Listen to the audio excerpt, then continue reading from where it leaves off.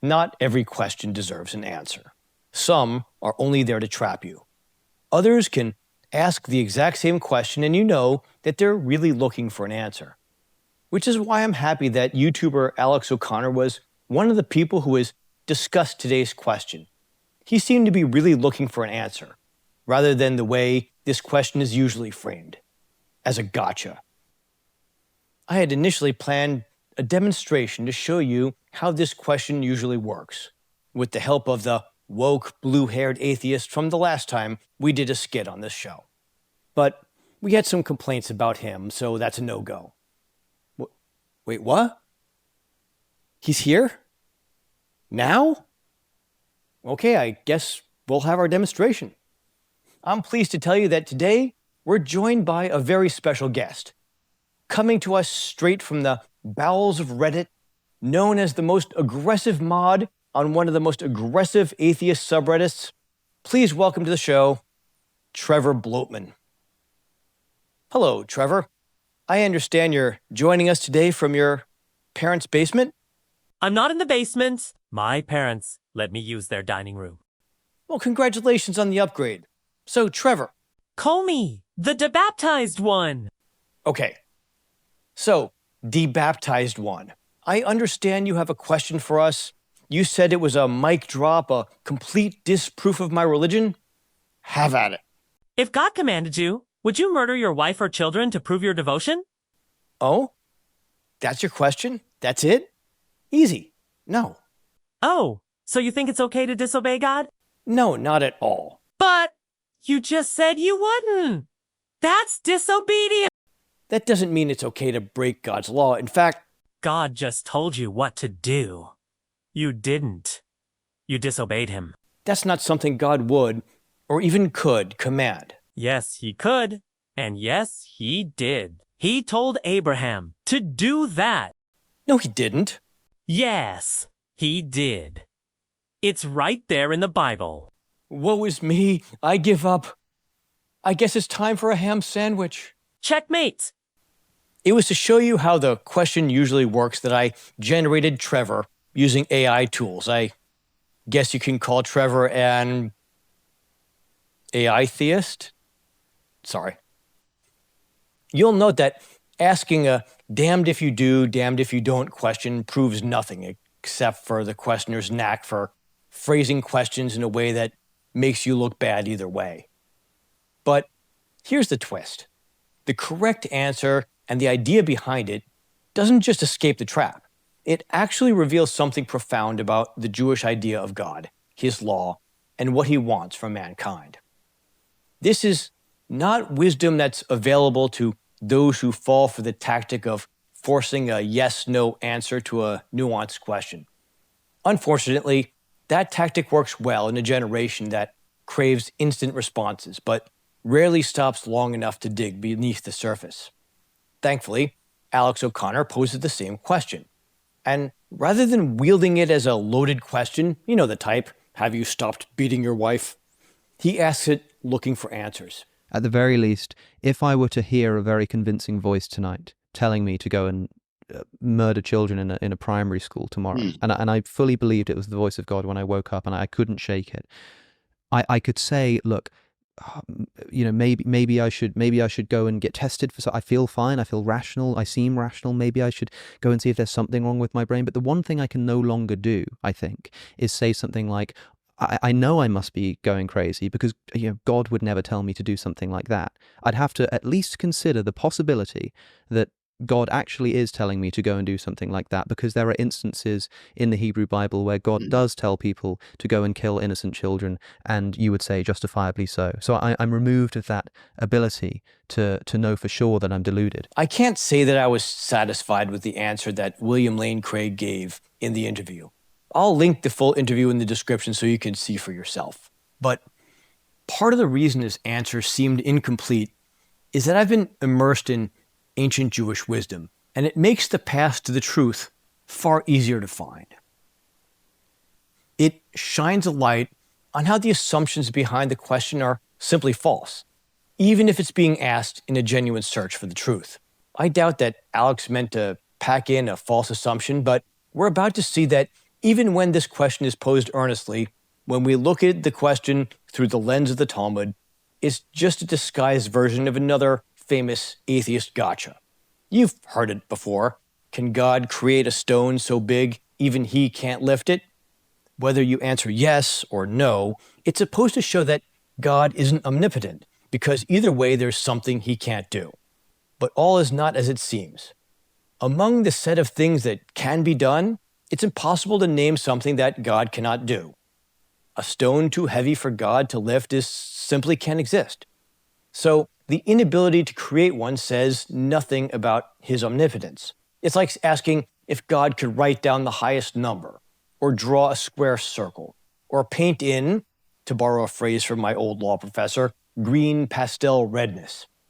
The inability to do those things says nothing about God's power. We take it a step deeper when we consider what is possible for God to ask a human being to do. Although this murder command question assumes God could issue such an order, when we follow the logic of the Talmud, what comes out is that the order is simply impossible. And if you believe that God made this request of you, your answer should be no.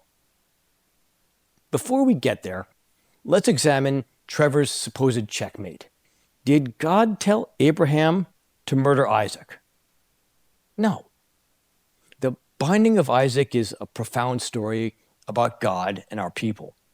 I'll have a video about it soon, but what matters here is this. God never told Abraham to kill his son. In the Hebrew of Genesis 22, God's command is not to kill or to slaughter, but to bring Isaac up as an offering. V'ya'alehu sham le'olah. Bring up means elevation or dedication, not death.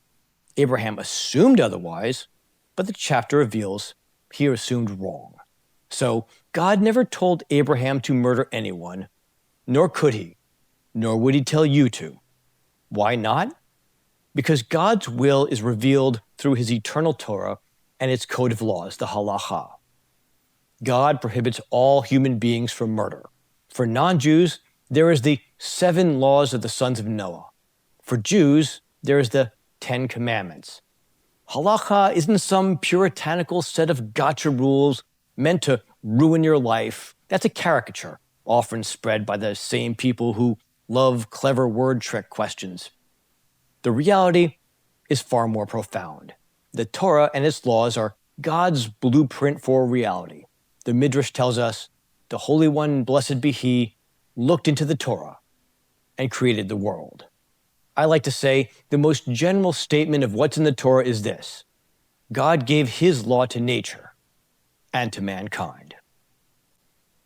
Newton showed that nature runs by fixed laws. The natural movement of a rock, for example, is straight-line motion at a constant speed, unless it is acted upon by an unbalanced outside force. That's why we can even wonder whether God could create a stone too heavy for himself to lift.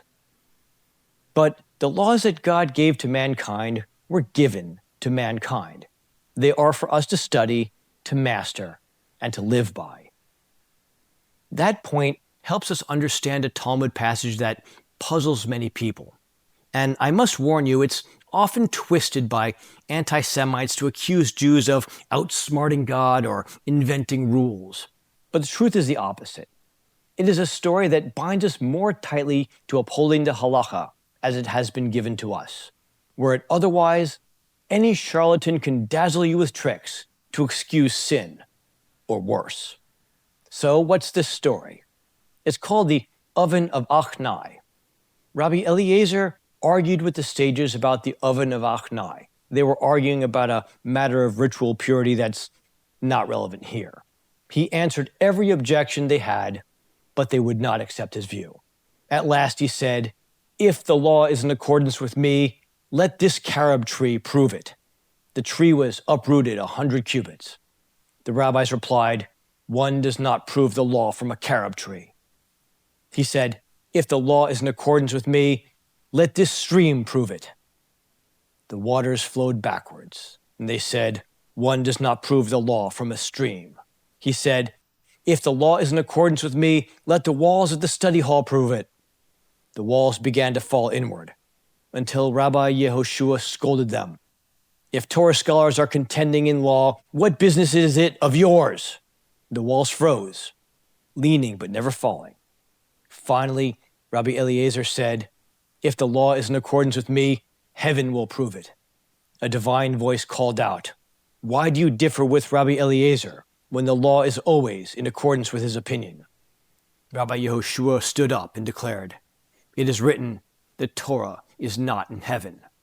Rabbi Yirmiyah explained, since the Torah was given at Sinai, we do not regard a divine voice, for it is written, we rule according to the majority. The majority ruled against Rabbi Eliezer, and so the law was decided.